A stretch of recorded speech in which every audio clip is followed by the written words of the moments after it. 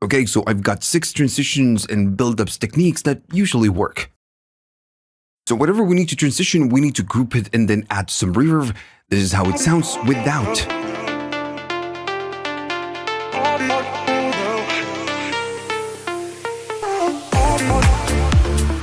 Right, so it sounds cool, but let's apply this technique. First, I'm going to need to group whatever I need to transition. There you go, so grouped. Now, another way of doing this, you could be using just the master, but this, depends on you. Now, we just need to pick a reverb, and in this case, I'm going to use the stock reverb from Bitwig. I'm going to be using one of the presets that they give you. So I'm going to go to the group and open the automation, and what we need to automate is going to be the mix. It needs to start with the mix all the way down, and we can see it right here. If I play it back, the mix is all the way down.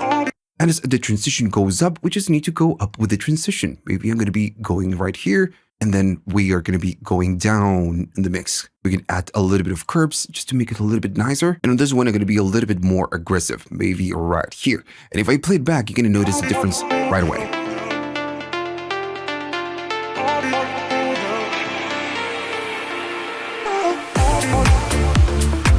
And there you go. Remember, your reverb selection will affect the sound, and it's not the same if you pick a small room or a shimmer reverb.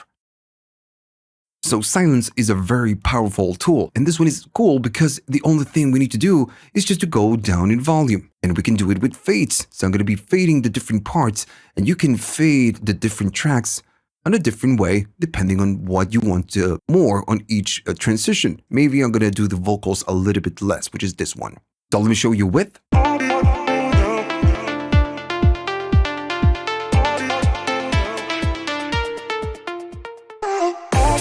And without.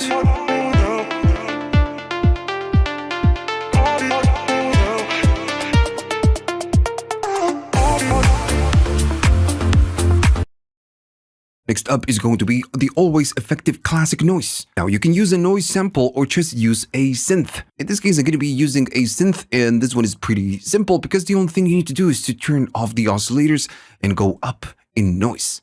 And if I play it, it's just going to be noise. Now I need to create a clip and then open it and add some noise. If I play it with the noise, it's not what we want.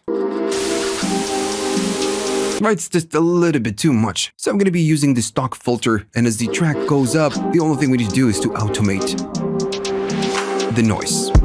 Now if I play it back with the automation, goes up. There you go. Now, this doesn't mean that you cannot be a little bit more creative. Maybe we can add a little bit of resonance as it goes up. Maybe I'm going to be adding a click right here, and then just maybe go up and then go down, of course.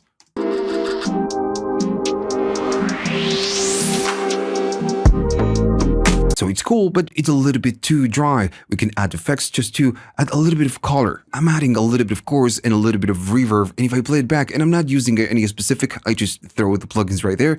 Of course, you can fine-tune it later.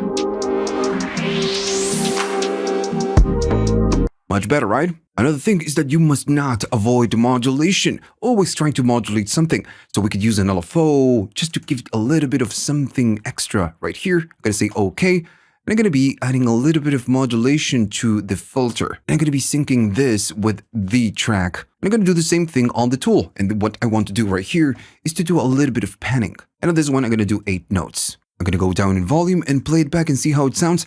Maybe this one is just going to be a little bit too aggressive, so I can smooth it out just a tiny little bit from here. And then if I play it back, and it sounds cool. It's not the classic noise going up, but just, a different type of noise. Same idea than the noise, but this time is to create tension using a tone or chord. And in this case, I'm going to be using the native synth of Bitwig. Adding a single note is going to be on C3, and that's how the synthesizer sounds. And if I play it back, it's going to be maybe...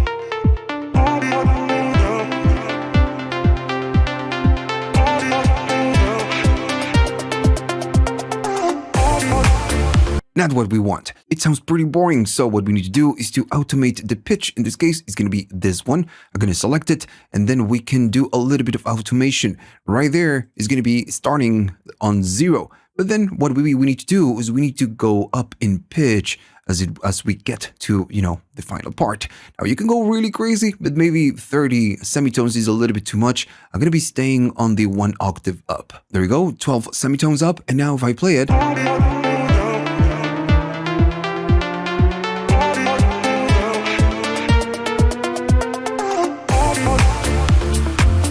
and it's that simple. Now, in this case, I'm just using a single tone. You can add more tones, but of course, it's going to be a little bit more intrusive. But depends on what you want to do. Maybe we can add a chord.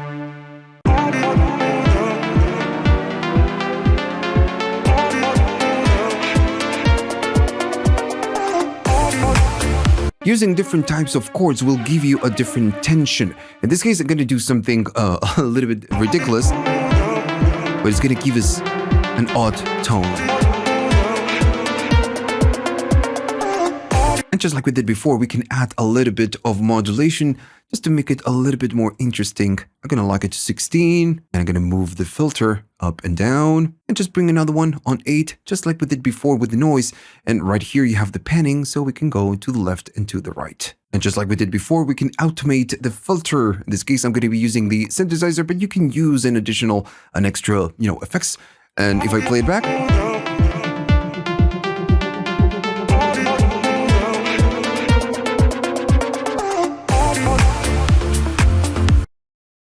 always the idea is to lead the listener to a change. And what we do is we add frequencies or we remove the frequencies, we make it more tense or less tense. In this case, I'm going to be grouping whatever we need to transition. And if I go to the group, I'm going to be opening the filter Volcano. This is just a filter. You can use any filter. So we can remove the lows or we can remove the highs. I'm going to add automation. So what we're going to be doing is just cutting the lows, and then we add a little bit of automation. And if I play it back,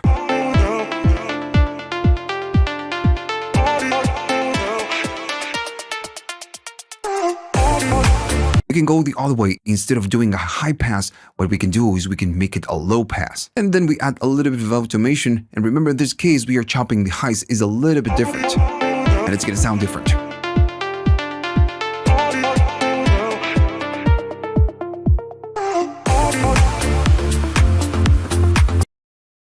And last but not least is going to be repetition. Very important, not just on transitions and buildups. It's super important in everything. So in this case, I want to find a part that I can repeat. I already have a snare riser going on right here, which is going to be this one. But in this case, I want to use a different thing, which is going to be the vocal. If I play it back, I want to get the down part. And just repeat the down. Then I'm going to make a copy right here. And the only thing I want is going to be the down that is going to be around somewhere. All right, so this is the down. We can add a little bit of fading just to make it a little bit better and less clicky. And then we get we get it. So if we take a look at the down, this starts right here. So I'm going to be putting this on this one. So when the down of the first vocal ends, then we're going to be repeating this one. And if I play it back, right. So we're going to take the same approach. Maybe on the last 3, we are going to be speeding up.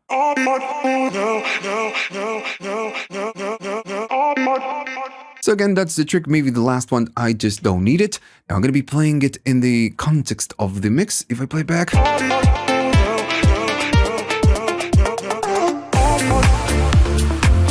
And there you go. Repetition always works. Now we could maybe add a little bit of delay, a little bit of reverb or something else to change or to separate the repetitions from the main vocals. And there you go, 6 transitions and build-up techniques that usually work. If you like this, please like and subscribe. And if you want to support the channel, you can check the links at the description.